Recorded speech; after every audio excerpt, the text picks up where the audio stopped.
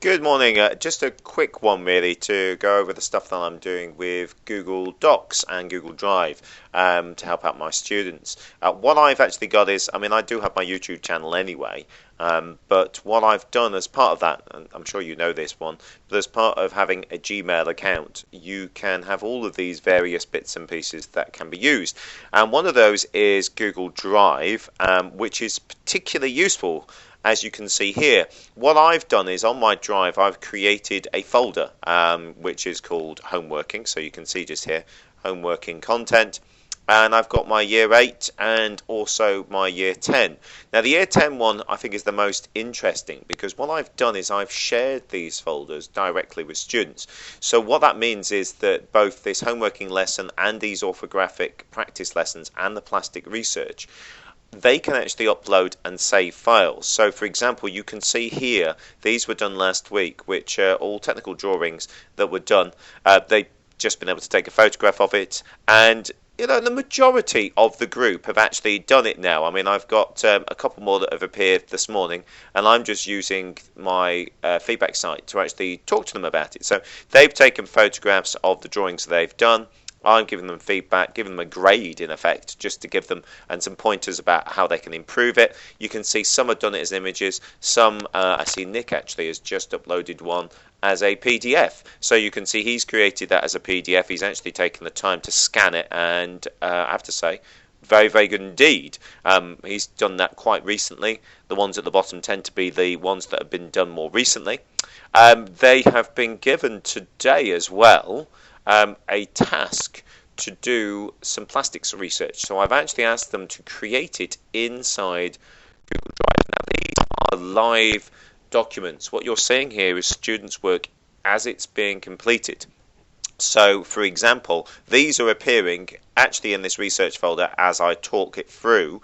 So if we come down here and we can have a look at some of them. So, for example, we've got Nick's here. Obviously, he's created one which has got literally nothing in it at the moment. And he is just, you can see here, he's just put that image into there. So these are, and look, he's actually putting it in. This cursor here, the pink cursor, shows what he's doing in real time. Obviously decided that he doesn't like that image. So you can see that he's actually working in real time.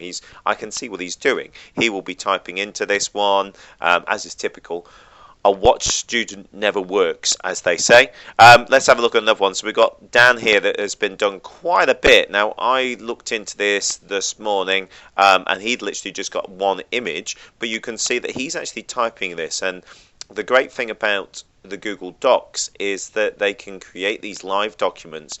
They work on them online. They can be Word style documents, PowerPoint style documents, Publisher, Excel, and they're working in it live as I speak. So if I had a timetabled lesson, if you like, or if I was checking back on this, I can give them very quick feedback. I can see what he's doing on these and how he's doing his plastics research. I gave them certain things about making statements about the fractional distillation of plastics, the difference between thermoplastics and thermosets, the polymerization. These are all going to be able to be printed out for their revision for their exam. And it's a live document, so you can see that these kids are filling these in, they're creating them online, and I can actually see them.